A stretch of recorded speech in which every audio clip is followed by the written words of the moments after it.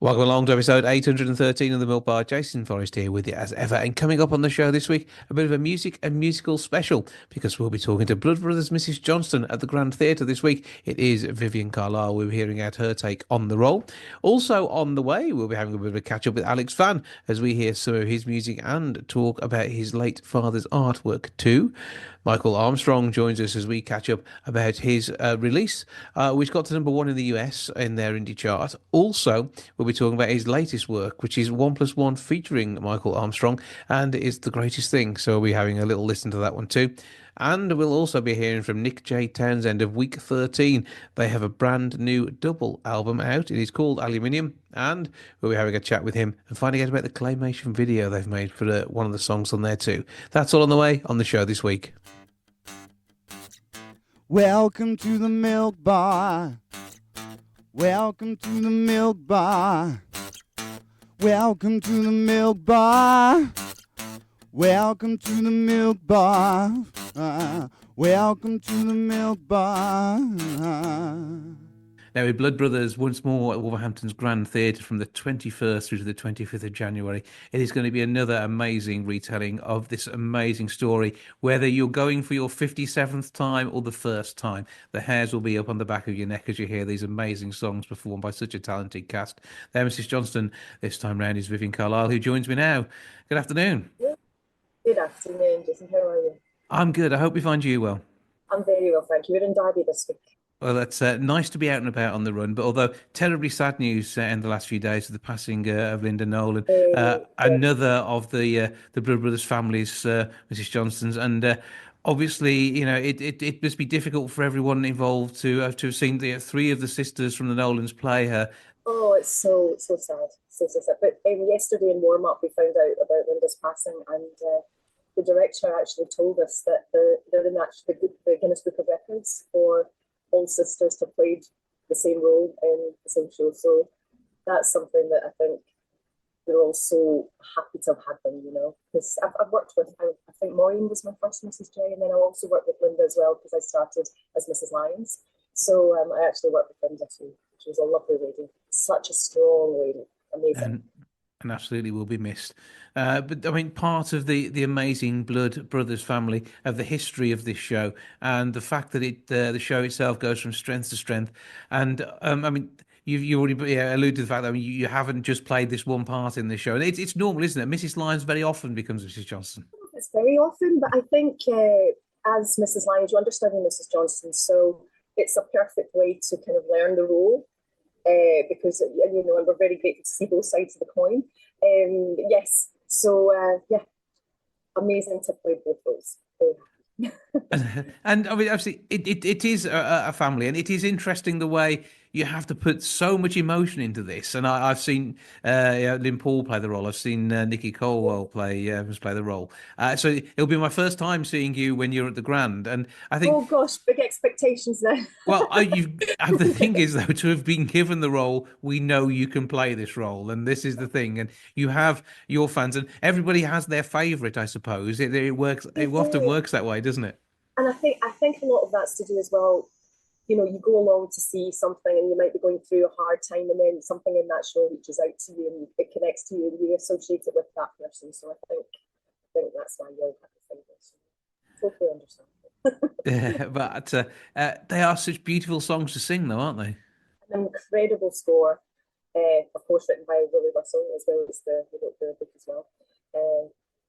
They're very emotional songs, but they do bring you there. They bring you to where you need to be. So it is a privilege and honor to sing these songs every night, sometimes twice a day. Yes, but you can see why the Mrs. Johnstons have to take a break from the role and then often come back to it, though, because it is emotionally draining. It must be. It takes its toll. It really takes its toll, yeah. Because I think in order to do it justice, you really have to go there. You really have to commit to it and, you know, jump in heart and soul. And that's what not just me, but we all do that. Every cast member does that. Yes, it's one of those roles that you have to believe in the part that's being played there, and you're on that stage, you are that person, and That's it. it's always amazingly talented actors who take this on, and the singing is such an important part. It's you have to be that that right person for it, and the Bill Kenwright Company have always selected just the right people for whoever it is across the board. Exactly, and I also think it's in Willie's writing as well. It's so well written. It's so well written that it will bring out the best in each actor. I would say. Yeah, well, it's going to be an amazing treat. Tell us about who else is on the tour this time, and whether they're new or whether they're one of the veterans. Okay, well, we have obviously the incredible Sean Jones, who I think has been doing the show for 25 years on and off as Mickey. He's just incredible. Joe Slate plays Eddie, and he's been doing it a little while. I would think maybe a few years, but again, he did it like me. I mean, I hadn't done it for 12 years and came back in August. He's done it for a few years. We have Sarah Jane Buckley, who's Mrs. Lyons, and she also doing it for a bit. And we've got a new narrator, Sean Keeney, who is Irish and a fabulous narrator. Very, very tall. Gives me whiplash just looking at him. But it's not far a trip for his accent to pop into Merseyside. But when you're from north of the border, it's again, it's testing your acting skills to bring you into the right voice. Well, I can remember my audition because I auditioned for Mrs. Lyons in 2006, but obviously covering Mrs. J, Bill came outside to make the audition. Okay, all right, love, let's hear your scouse, so and he was like, now do it in Scottish. I went, no, we'll keep it in scouse. Yeah, when you're there every day, it goes in by osmosis, and there's so many scousers in the show. You just, can you say that for me? Say it for me, say it for me, and it's there. So yeah. So it's a lovely accent. I love the accent. It's much more sing-song than Scottish. Scottish is very flat. I kind of like the kind of ups and downs of it. It's lovely. You're singing every time you speak, and you're enjoying the moment. The bit that upsets me, so I went to uni in Liverpool, and I was there in '93 when it was on stage at the Liverpool Playhouse, and I didn't go and see it. I didn't. I did. Well, what's that? I don't know what that is, and I just didn't know. And if I'd have known, it'd have been an amazing first introduction to it, even back then. Exactly, because it has been around. I mean, I think it was '83 it first opened with Barry Dixon and Laura Scott.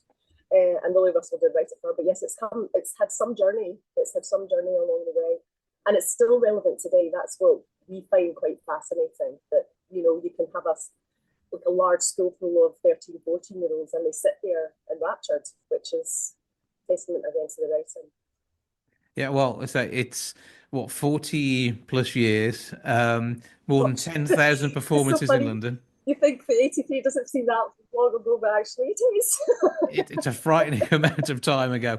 But even so, as you say, it is relevant. It is a story which speaks to you now. And it doesn't feel like it's set in a long lost time, even though obviously I was growing up then. But it does feel like it is talking to you.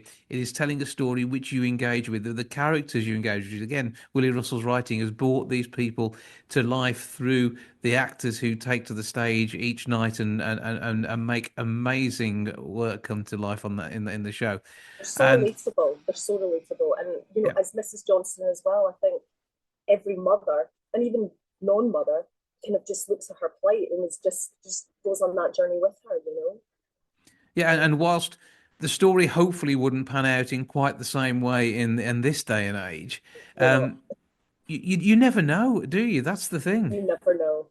What we know about life is that it is very unpredictable and strange at times.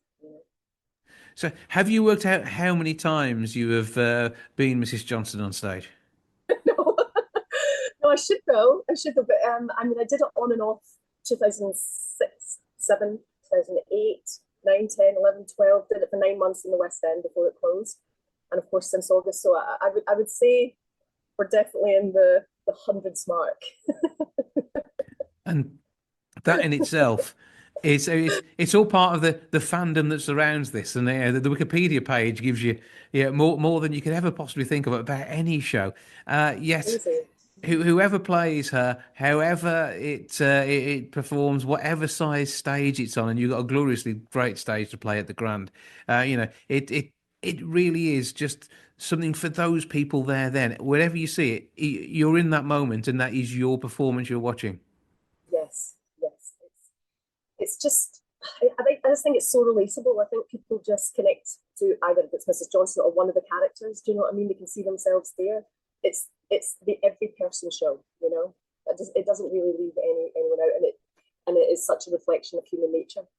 A very because we're encouraged to be as raw and as real and as authentic as we possibly can every single time we go on there. Our wonderful director Bob Thompson is quite a strong believer in that. And what are you looking forward to most about your time in Wolverhampton?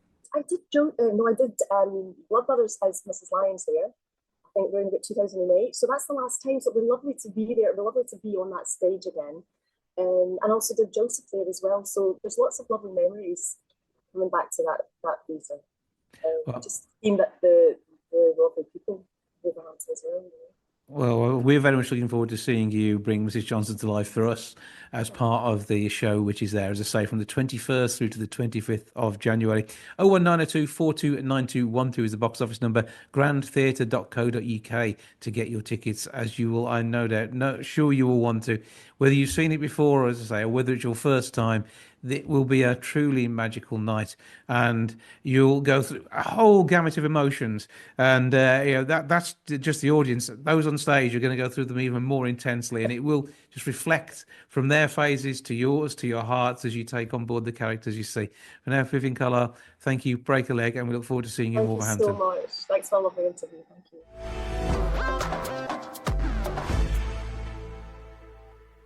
Michael Armstrong is at it again after his #1 hit in the US. He's bringing more music out. Top performer, fantastic fella, and joins me now to let me know what's going on. How you doing, sir? I'm good, Jason. How you doing? I'm very well, thank you. Right, let's start off. Let's reminisce a little bit to begin with, because as much as we know your music is of fine quality, everybody I've ever played your albums and stuff to have always said how wonderful it is.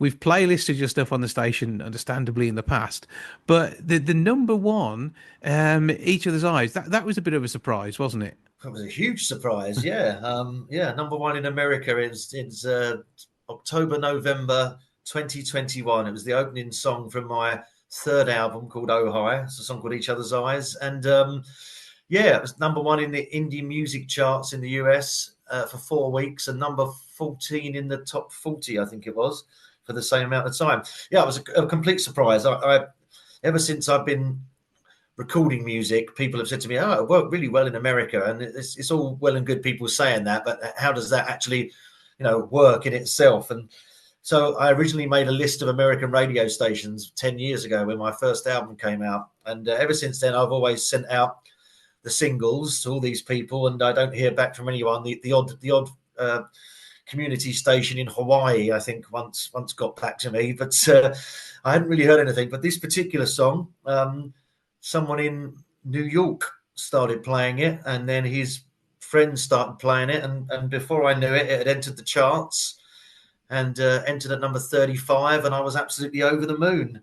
And week by week, it went up into the top 20, and then into the top 10. Then it was number 5, and then it was number 2, and I thought, surely this can't happen. And yeah, it went all the way to #1. That was incredible. It was during lockdown. So I wasn't able to go over there or anything, but I think that kind of helped in a way. I remember at one point, right at the start, it was sitting between, I think I was at number 5 and Justin Bieber was at number 6 and Harry Styles was at number 4. And I thought, well, they clearly don't know how old I am or what I look like or anything like this. It's just on the strength of the music. So perhaps COVID and being unable to get there helped me in that way. But yeah, it was a great surprise. But it's absolutely well deserved, this sort of plaudits that come off the back of something like that. And they say, "Oh hi, an absolutely amazing album," and one that it's sat in my car in no course taken out the CD player for absolutely ages. You then sort of have a favorite album, and it was understandably listenable. And I think people forget that albums were supposed to be listened to all the way through. They're very much into the 80s, 90s. Album tracks was seen as something terrible. Whereas, these days, anything can be a single off an album. Yeah, I think times have changed hugely. I mean, when I was a kid, it was all about albums. You know, I was born in the 70s, so and I really loved the music of the 70s. So I really like my parents' record collection, to be honest, and you can hear that in my music. But I think these days albums are almost a forgotten art, aren't they? I mean, it's all about singles and listening to streaming and things like that. So I don't think I'm sure it will come back round again. These things always do. Like vinyl has started making its way back over the last 10 years, hasn't it? So I guess people are listening to albums in full that way. Yeah, but I mean, you are vinyl worthy, and some of these artists aren't, are they? Yeah, no, I've never done vinyl either. I should do it, really. I must think about doing it. If it really if it continues to resurge, then I should certainly think about it. Yeah.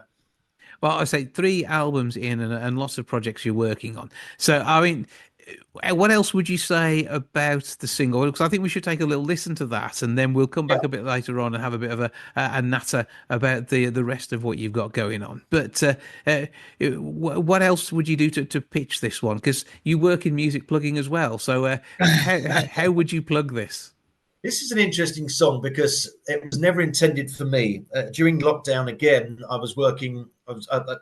My second album was produced, and a lot of the songs I co-wrote with a guy called Warren Bennett, and we've stayed really good pals ever since. And during lockdown, he contacted me and said, "I've got a few songs which I've not been able to finish. They're just ideas. Do you want to help me? Do you want to help me finish them?" And I said, "Yeah, I'd love to." So he sent me 5 or 6 songs.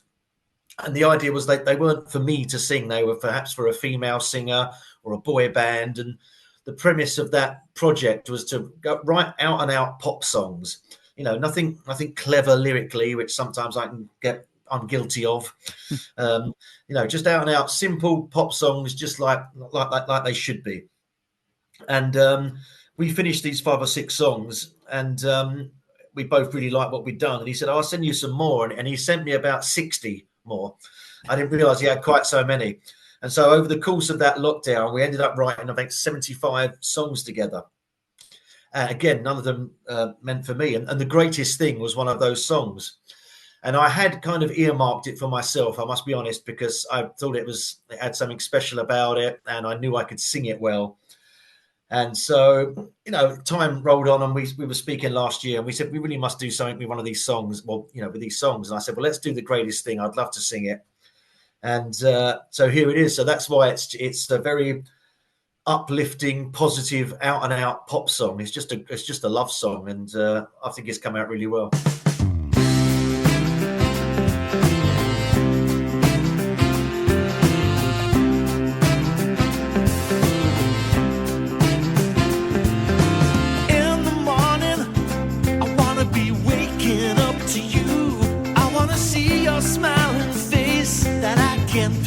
All day through, and when I come home in the evening, I'm gonna hold you once again. Never a week, a day, a minute, I'll be without you. Can't you tell me when?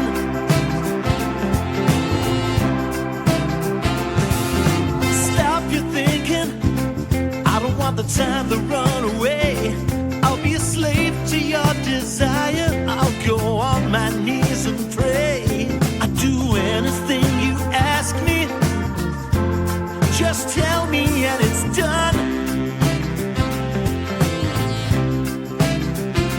I'm like a fool with no direction. I'm like a man that's on the run. Come on now, baby, we both believe it's true. I knew that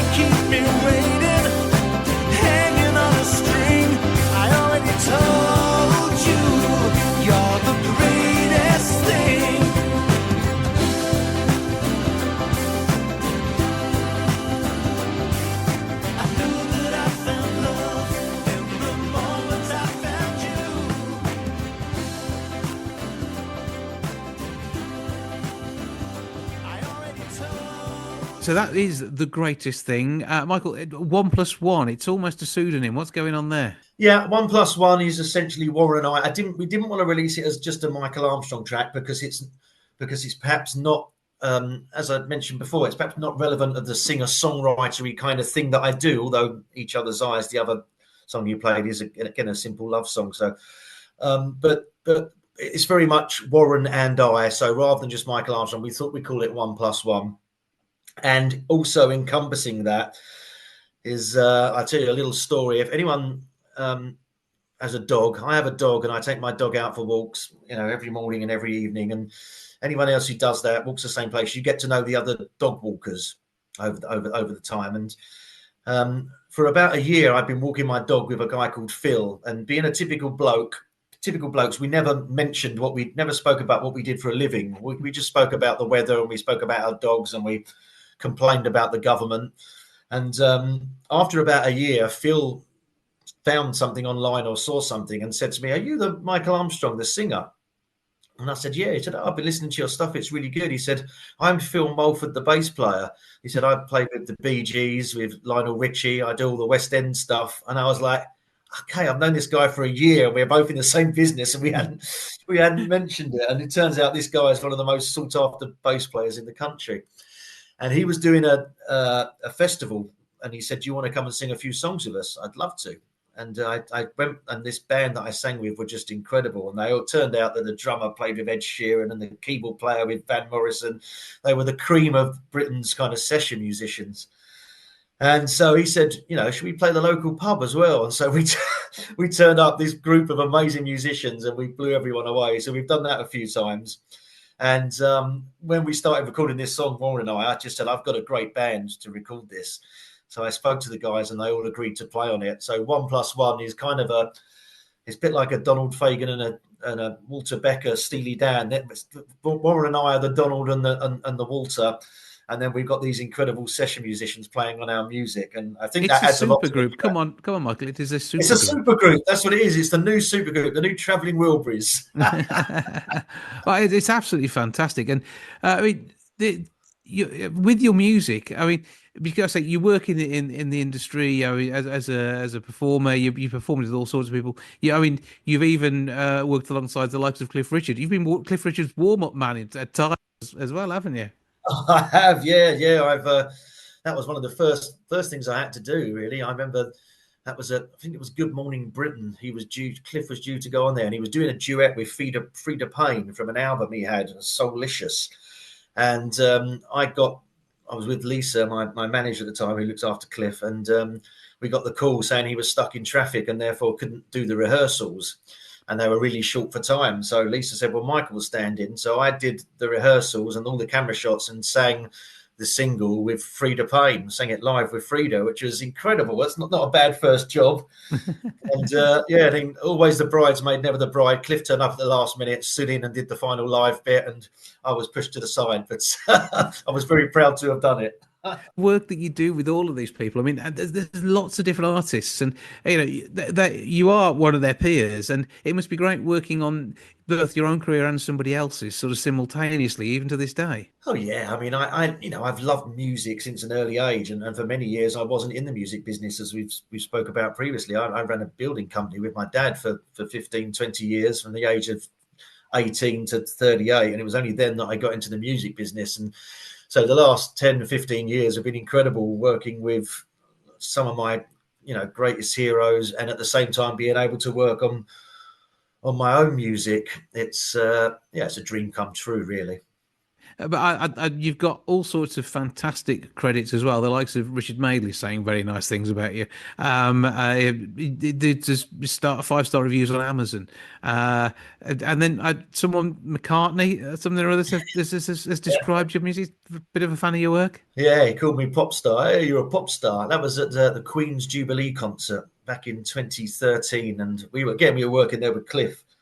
But all the stars from the concert were just milling around backstage for the whole kind of weekend during sound checks and things like that. And Paul McCartney's my hero. He's the reason I wanted to write songs and play the guitar and play the piano. And so I immediately kind of latched onto him, probably drove him mad. But he was very, very kind to me. And I gave him a CD, and he was just a really down to earth, lovely guy, and yeah, one of the standout moments of my life, let alone my career.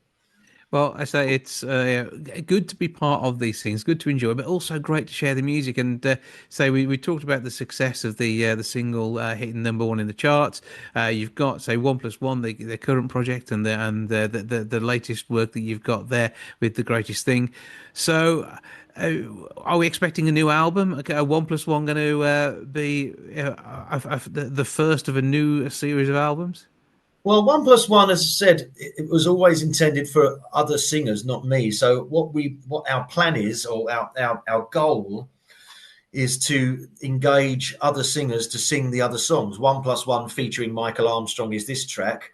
But, I was speaking to people this morning. I'm trying to get in touch with people like Beverly Knight, Sophie Ellis-Bextor. 1+1 featuring those artists is our ultimate goal, because the songs were written for those kind of artists. And hopefully if this has a modicum of success, that will help us to speak to these artists and do a deal. So that's the 1+1 idea. In terms of Michael Armstrong, it's 10 years since my debut album came out. So I'm working on a compilation of kind of rarities and some of my favorite album tracks, which is going to come out in spring, summer, and hopefully do some gigs around that. And at the same time, I'm recording new music, which will eventually become a new album, probably this time next year, I would hope, if I can pull my finger out. But yeah, it's really exciting. We got a lot happening this year. I'm really looking forward to it. Well, we'll definitely expect to see each other's eyes on that, as it's #1 in the US. So that's got to be on any compilation, hasn't it? So it'll get another airing there, and justified so as well. We're going to give it a play now. But where do people get hold of all the current tracks, including the Greatest Thing? The Greatest Thing is available on all the usual download places, Amazon, iTunes. If you want to stream, I'd rather you didn't, but you can go to Spotify. It's on there. But the best place to check out anything about me is my website, which is michaelarmstrongmusic.co.uk. Do check out the details. Look for the socials too. There's stuff on that way too. And there'll be links from on there. But for now, Michael Armstrong, always good to speak to you. Thank you for joining us. And I look forward to talking again when that compilation is out later on this year. Thanks, Jason. You too.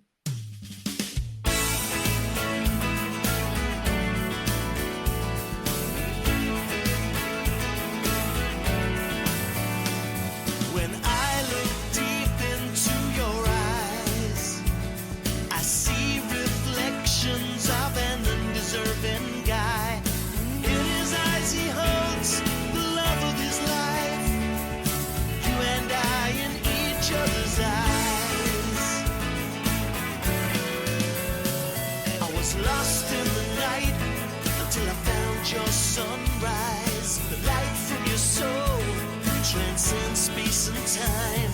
I look through your window and I'm invited inside. You and I in each other's eyes. You've had a rough day, somebody talk down to you. All I can say is they don't see you like I do. In my eyes, you're a goddess they should be bowing down to.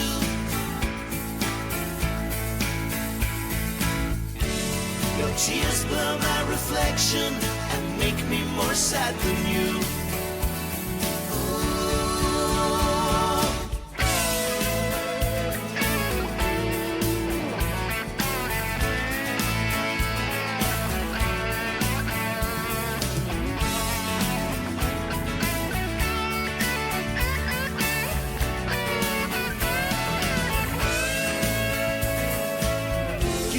Tough day, somebody talk down to you. All I can say is they don't see you like I do.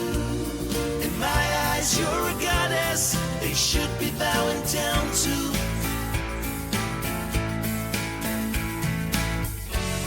Your tears blur my reflection and make me more sad than you. When we lock eyes, we see where our future lies, and all the fear and doubt in both of us dies. We hold no secrets, we wear no disguise. You and I in each other's eyes. We hold no no secrets, we wear no disguise. You and I in each other's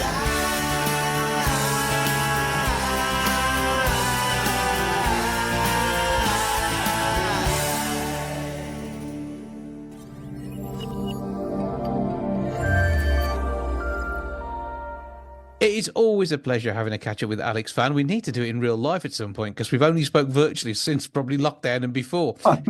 However, he's here with me for a natter. How are you, sir? I'm great, thank you. I'm fantastic. Good stuff. Keeping busy, keeping Gary busy at work as well. Yes, we're always busy, various projects that we do with our company, working with different groups. So we're always out and about doing something. Yeah, it never stops. And I mean, that is good. I know you're working over with the Real Art Workshops in Warsaw just at the minute, and there's various other bits and pieces on the go. But two projects very close to your heart, and one involves your music from yesteryear, and the other involves some amazing artwork from your late father. That's right. Yeah. Tell us about whichever one you want to do first. Let's talk about Lift then, which is the band I was in the 90s. I know, I was there. I was there. I was. I didn't want to say. Almost a groupie, but you came into the Radio Wall studios then, and I think, did we even get a live track out of you back then? I think we did, didn't we? I'm sure we did. Yeah. And whenever we talk about Lift, I mention the CD that I had, which told me I had to return it to your home address. And I think, have I given you that back, or have I just shown it to you? Was it this one? Lift for well, it was. This was the pre-pressing copy that I had, which was you touted around various broadcasting establishments at the time. Oh, you were honoured. Yeah, and I do have a copy of the real thing when it was made into a wonderful CD. And very often these days, people use CDs as coasters. Don't do it. There is some quality work on there, which is exactly what we've got here. Well, it's a funny story because obviously we were around in the late 90s, as you know, and then sort of went until 2003 officially because we sort of got together again to finish off some music that I hadn't quite finished. So I'll say like 97 to 2003, really, we were sort of active. And then after that, we all went our separate ways, and I've been in different bands, as you know, and solo and duets and all sorts. I've interviewed every iteration, I think, haven't I? You sure have. Yeah. I think you have, yeah. Out of the blue, I got this message from the guitarist that was in the band, in the original band, saying CD hunting in Scunthorpe, and I had no idea what this meant. So, and then I got a later message from Dan Clark, who you know, yes, well, who was drumming with us.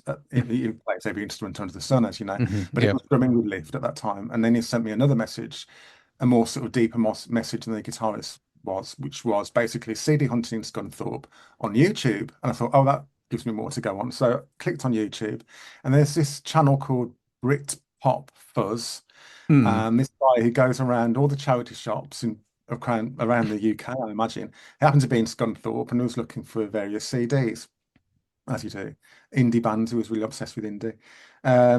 Anyway, the backing music to this 25-minute long video was Lift 4 Stories. And I couldn't believe it because I just thought we'd fade into obscurity. So I made contact with him and said, "Oh, how did you get hold of this?" And he'd found it on eBay or something, found it, online. Really loved physical media, so records and CDs over downloads and streams. I suppose that sort of generation, my generation. Yeah, well, our generation, definitely. I've got about the same age. Like to have something to hold, like to have something to read, the liner notes and that sort of thing. And the artwork. And the artwork always gives you a bit more than a stream or a download, I think. Anyway, so it got me to think, well, they aren't available online. So if somebody wanted to download our CDs, and there's 6 of them, nobody would know where to go or what to do, So that's a nice little project that I've been working on, is sort of digitizing all the music. And the artwork. And the artwork, all the artwork, which of course I did. So all the graphics for them is uploaded as well. So you can go to my Bandcamp site and download all the CDs and all the audio and all the lyrics, and all the artwork as well. And then I've set up this Facebook page alongside that, which is kind of like going through the archives, really. And Does sort of, this mean I've got to try and find the interview we did in 1997? yeah, he must find that. Yeah. Oh, I've got a huge stack of barely labelled mini discs, and I've not found it yet on what I've gone through. I'll have a look. I will see what I can do. I can't guarantee anything, but I'll have a look. Have a look, yeah. So we'd like to build up this sort of archive, really, of the music and the artwork. Newsletters that we did as well. We used to do these funny little newsletters. We pretended they were sponsored by Ginsters. I have no idea why. And then there was always something about Alf from Home and Away as well in each issue. Again, I have no idea why. Just a bit of fun. And then sort of letting people know about gigs and that sort of thing. And then there was posters, all the sort of paraphernalia around that, the photographs of gigs, and the artwork again. So it's sort of like building up a sort of record really of what we've done, you know, because it kind of fades into the past, if not, you know, and it's in danger of disappearing. So I just thought it'll be there then, you know, I can always look back on it and say, this is something that I did. There's nothing wrong with the music, you know, we enjoyed it. We're a great band, you know, and it's just, we didn't become famous or rich or anything like that. It was just four lads having a whale of a time, you know, and going around with gigs in London, all that sort of stuff. So we did a fair bit, but of course, life moves on, you know, and you have a family and you get jobs and that sort of thing, and you can tend to forget about what you did in your youth, you know, and this the camaraderie that you had. But another funny story is going back to 2018. Dan really was instrumental in this, that Campo Viejo wines were doing some promotional stuff around their brand. Yeah. And linking it to Guardian, the Guardian newspaper, or Guardian Labs, the online version, and wanting to recreate, you know, contacting different people to recreate a photograph from the past. So it turned out Dan was, you know, knew the producer of this program or something, and thought it'd be a good idea for us to recreate the album cover of the Lift, the debut EP, which is this picture here on the bouncy castle. Okay, So, yeah, I remember the Bounty Castle pic. yeah, and that's me, look, with hair. That was a fantastic hairstyle, yeah. Even I had hair back then. Everyone had hair in the 90s. So that's the four of us, obviously. So that's exactly what we did. So nearly 25 years later, we hired a bouncy castle in the back of Dan's back garden. The television crew came up and we sort of recreated that photograph. We were wearing the same clothes as well. They tried to, well, not the same clothes, but you know, they sort of tried to match the clothes that we were wearing. And we got to perform some songs live. And they made that into a little sort of advert, which is available online. You can see that. So yeah, so that was quite fun. I think at this point we have to listen to some of the music. So which track from Four Stories are we going to take? Well, should we go with the lead track, which is Brand New Day? That is my favourite on there, to be fair. So we'll do that. This is Four Stories, Brand New Day, Lift. That's what you need to know. Look on Bandcamp. You'll enjoy it there too.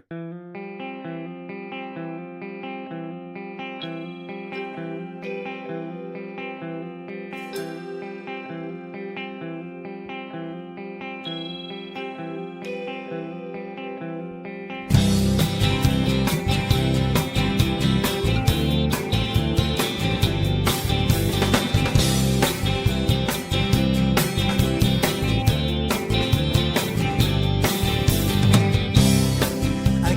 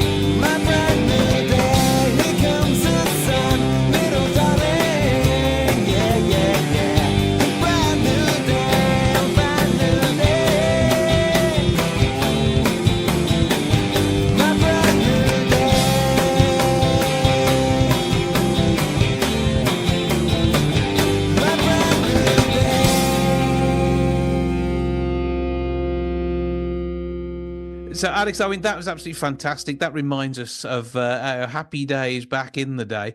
And is there more on this? Or what are all the web addresses and everything for that one? It will be my Bandcamp site, so it always starts with well, my name. It will be so it's Alex Vann, Two ends. VANN, two ends. Dot Bandcamp, which is all one word. .com. Okay, we can check out the details there.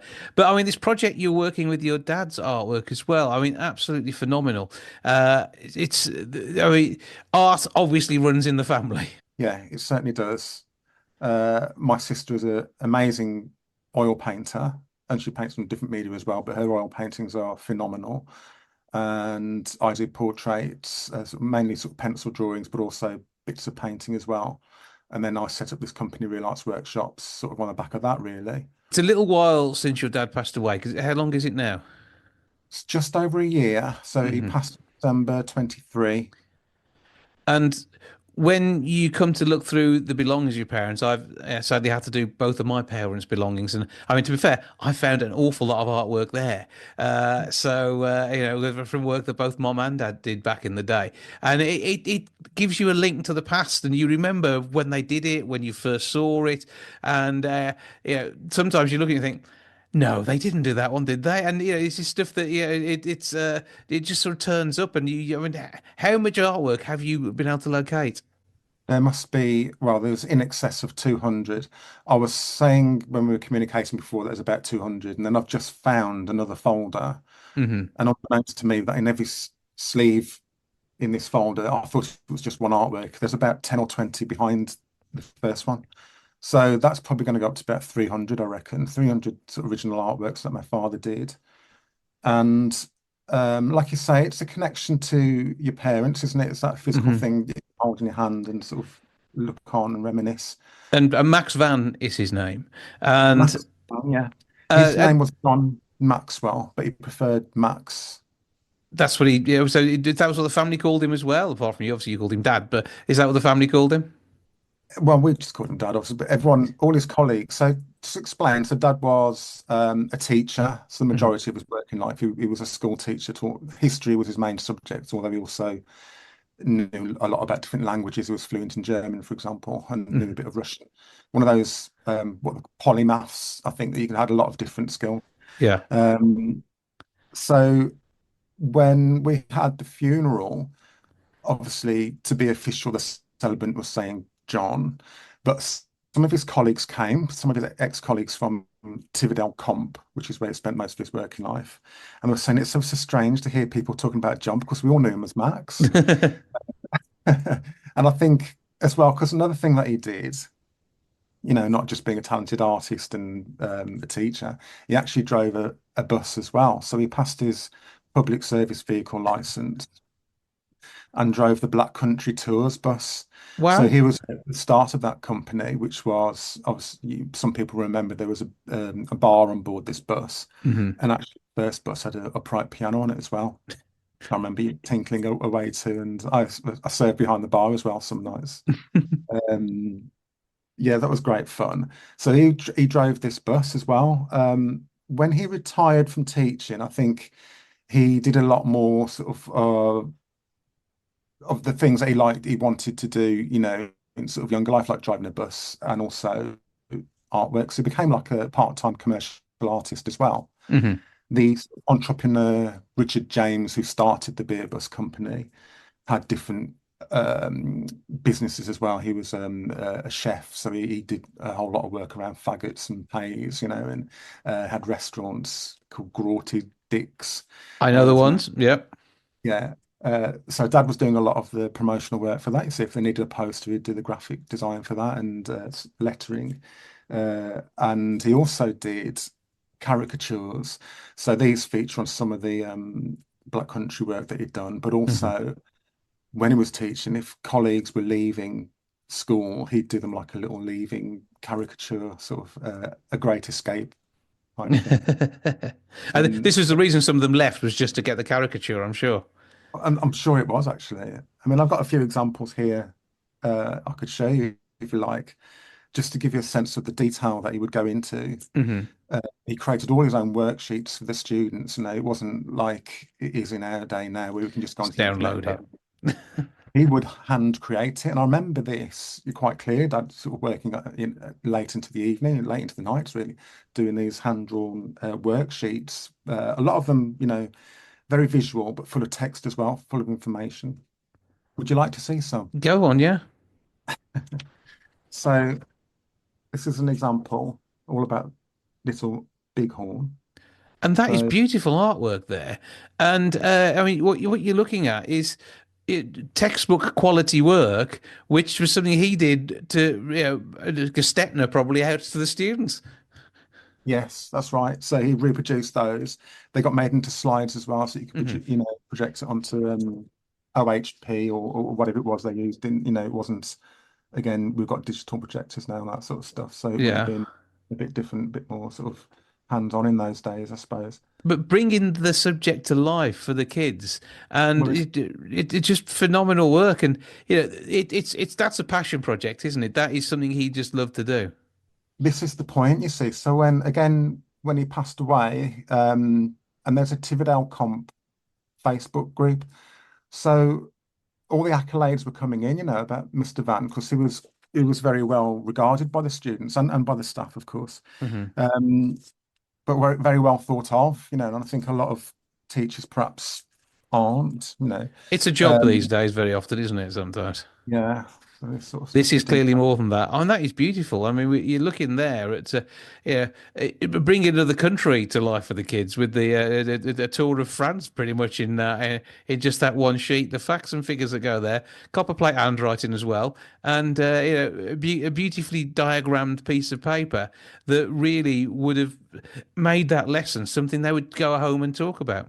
And this is what they were saying, and people were saying they've got a love of history now just through my dad's teaching, which is a great legacy. You So, know, so what happens with this artwork now, though? Because this is it going to be brought to life in a book form or a display, an exhibition? You must be doing something with it.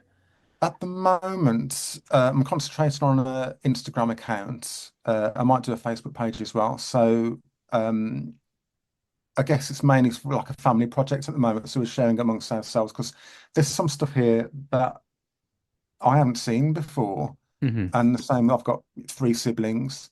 So we're sort of enjoying sharing dad's work at the moment. It's like another connection to him and to mum as well, because obviously, as you know, sorting out possessions and things, we've come across a load of letters that they were writing to one another before they were married. So Hmm. I'm learning more about my parents through those as well and sort of piecing things together Yeah.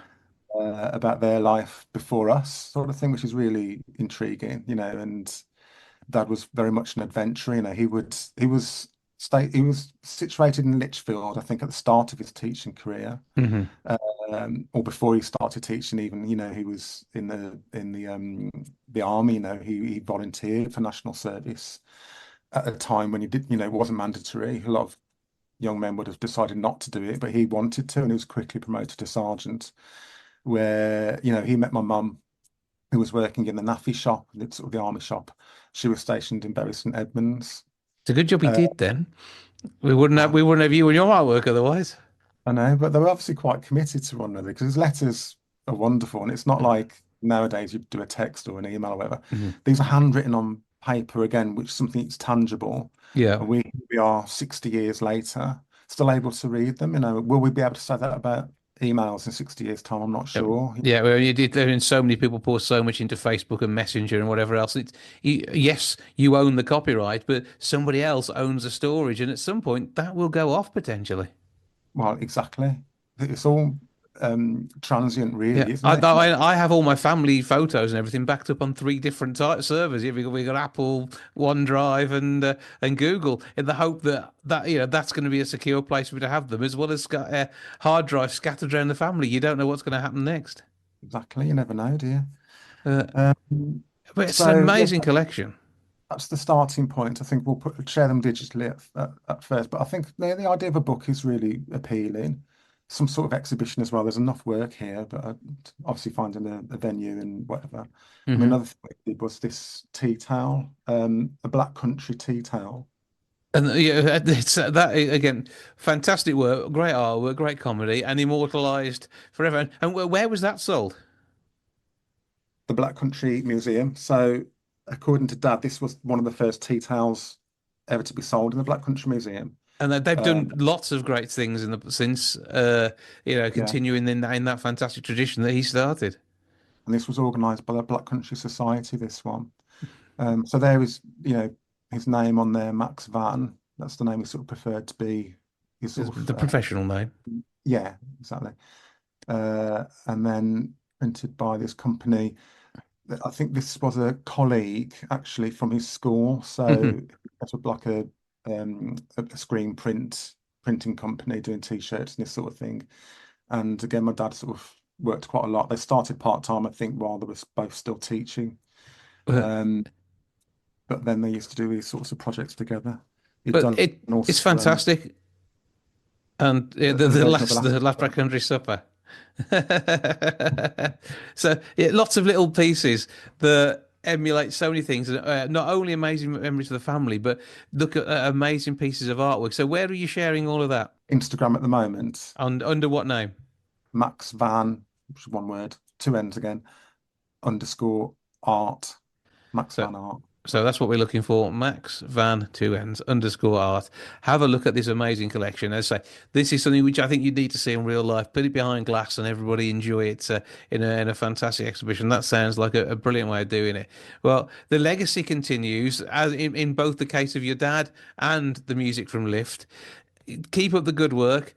alexvann.net, 2 N's in Van as ever, and follow what's going on there with the links and the Bandcamp and everything else that's happening. I've got my new one on there as well. Which okay, you've got to give a plug. You Shine, that is there too. But it's not all the past, still. Okay, well, let's take a track off You Shine now. What we're going to listen to? Oh, put me on the spot now. Let's go with Let Love Out, Let Love In. We'll do that. Alex Vann, always a pleasure to speak to you. Thank you for joining us. Keep up the good work. Keep up the family the name and sharing the work that your dad did. And we look forward to that turning into an exhibition. And I'll join you down there. We'll have a cup of tea, enjoy the exhibition, and we'll have a natural camera down there too. That'd be good. Well, thank you for letting me talk about it. I appreciate it.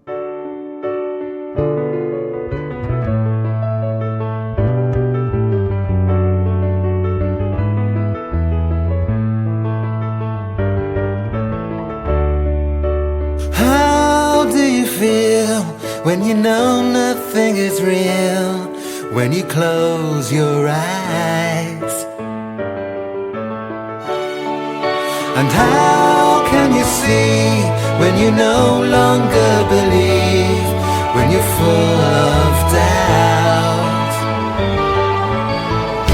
When I was born, my eyes could not see. Now I am grown, I believe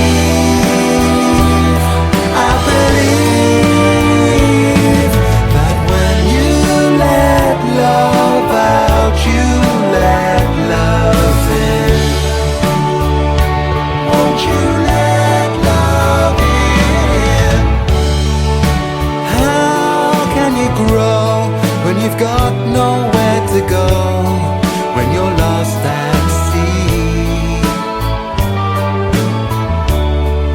And how will you know when to let somebody go, when to set them free? When I was younger, I was full of fear. Now I'm older, I can see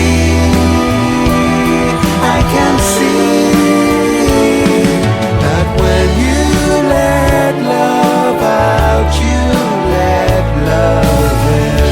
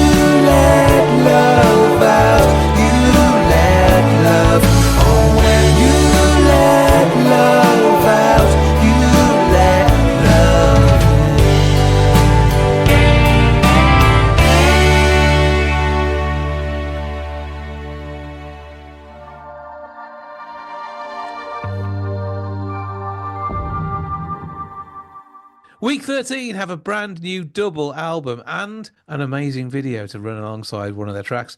Nick J Townsend joins me now to tell me what has been going on. How you doing, sir? Pleased to meet you. I'm doing absolutely fine. Pleased to Been meet very you. Come on, busy. we've been working together for the last decade. Yeah. Well, it's so, some people will say, "Are you still doing music?" I'm not really stopped. So I know what other people are doing, but I know what I'm doing. We're making a lot of music. I mean, to be honest, this week's been a busy one. The album's come out, this is our second album. It's a double one. We started this a long time ago. The last time I spoke to you, I think I was actually in the studio. You were. Just doing a few bits and bobs to it, and I think it was probably during lockdown. It was, So, yes. There was a few laws, legalities we had to make sure we You were all in ticked different rooms, weren't you? box.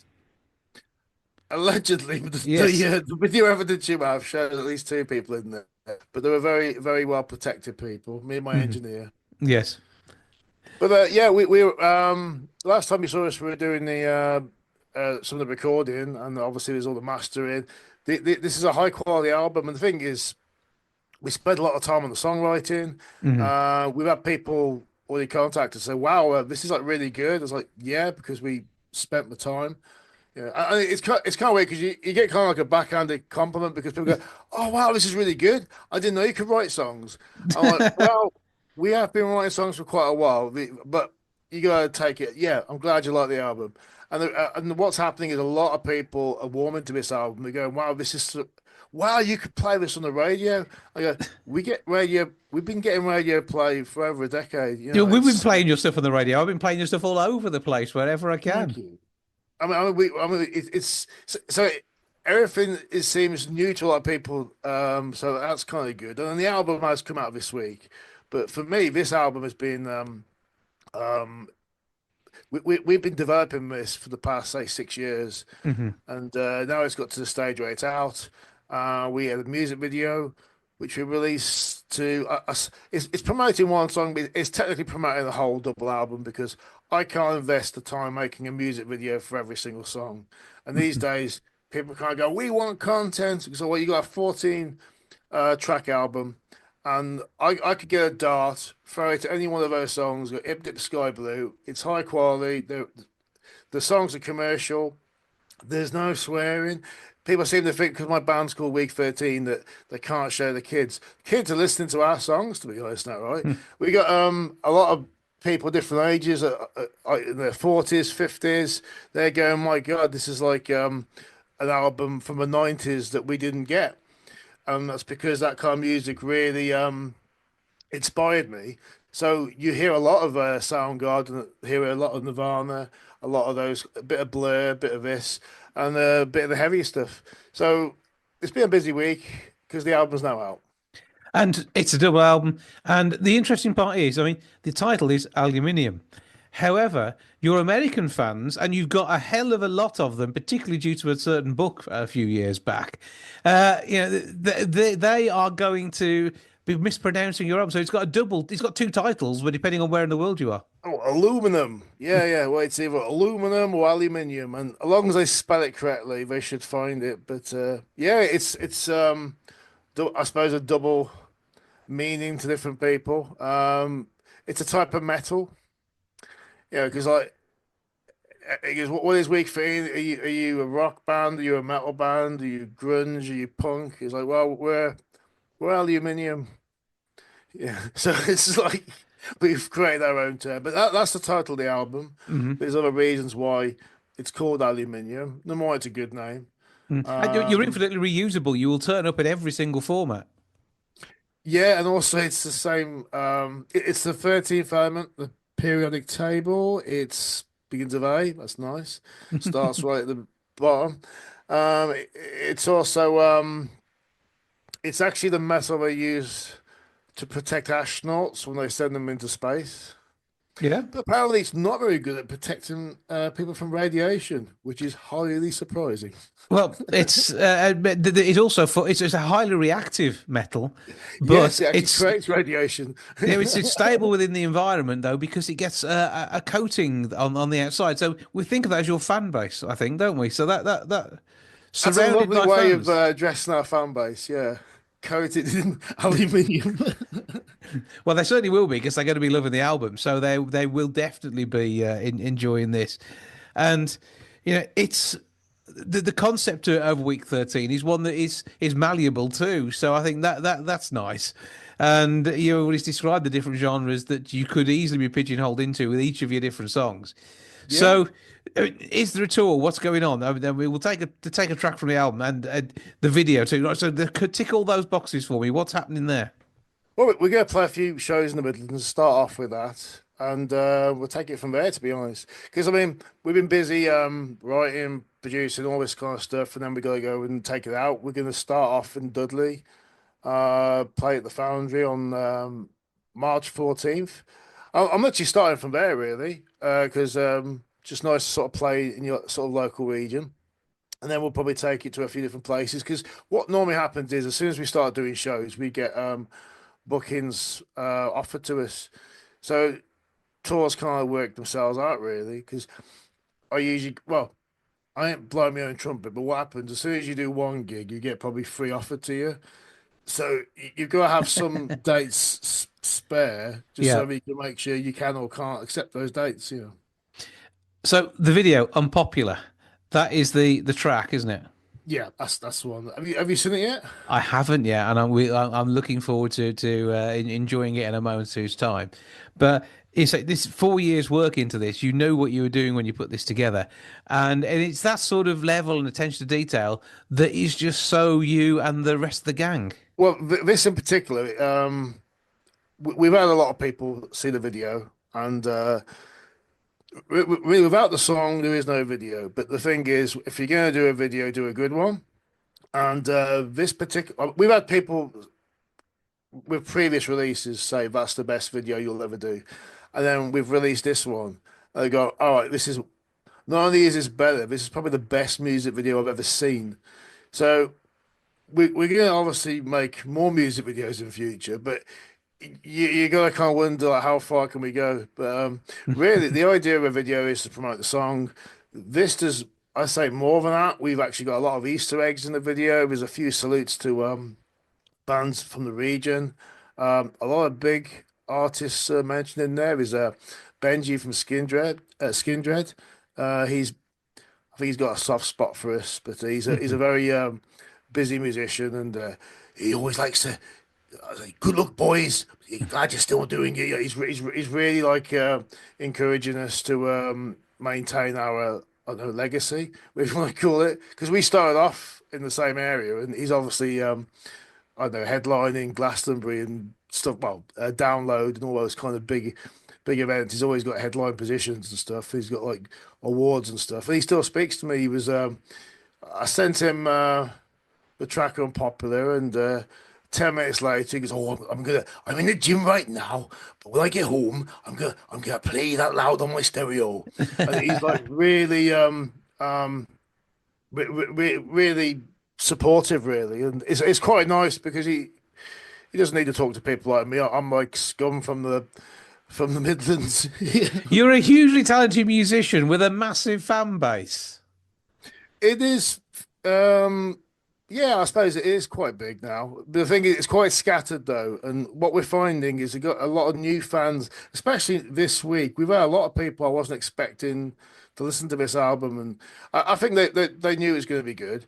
But there's a lot of people which wouldn't normally listen to Week 13 now, which are kind of going, "Oh, it's not just like rah rah rah. These are actual like songs." Like all my favorite artists. He was like, "Yeah, well, hopefully we'll be one of your favorite artists." Well, Yeah. but even in your heavier times, you're always melodic. There's always a song in there, isn't there? I think that's Yeah. that's you.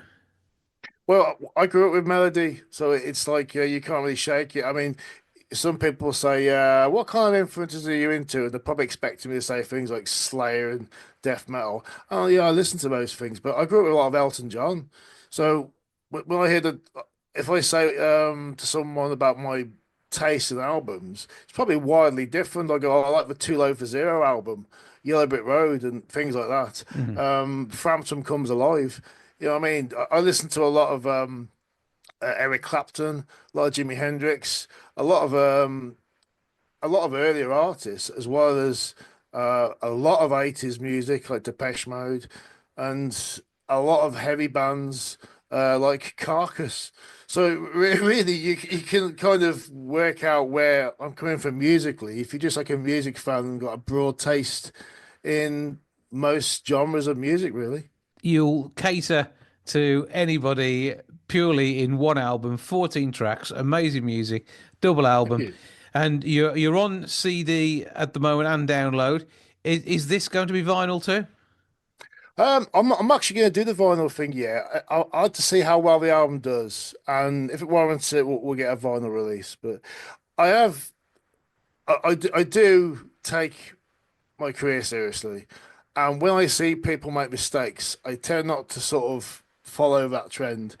And I know a lot of people which spent thousands of pounds getting vinyl, and those vinyls are still in their house, and it goes, oh my god, we spent like 10 grand on this. There's only 3 people that want this. And I'm not having a dig at vinyl players, but I would rather invest. If you're going to be an independent artist, you invest in money in yourself and as a business, because your band is a brand.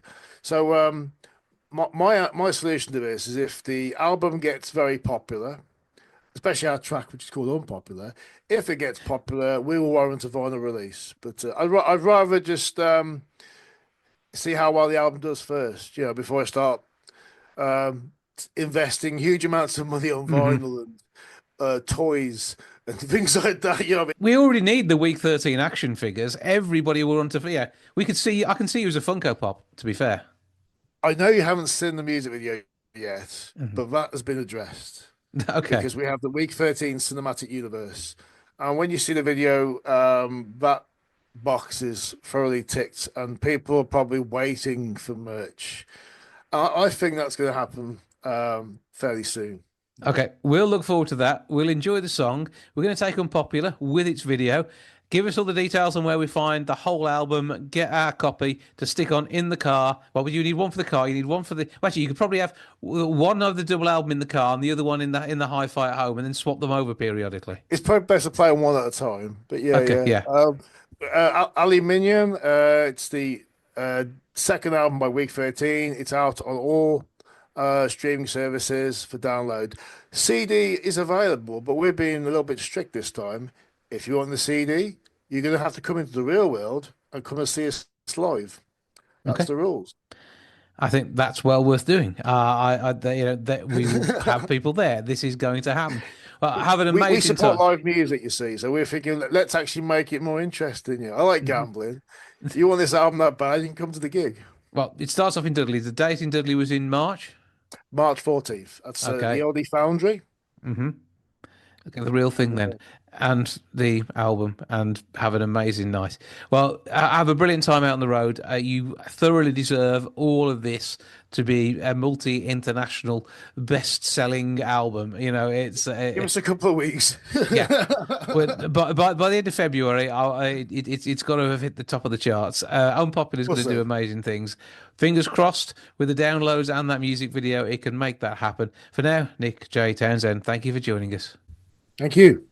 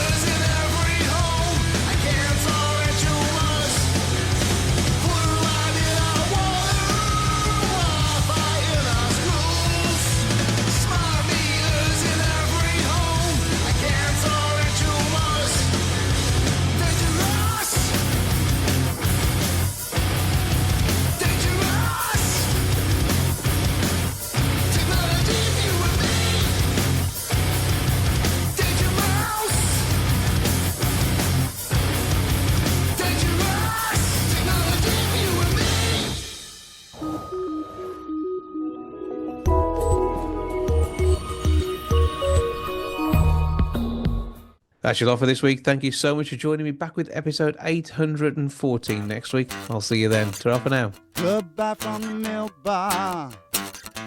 Goodbye from the milk bar. Goodbye from the milk bar. Goodbye from the milk bar. Yeah. Goodbye from the milk bar.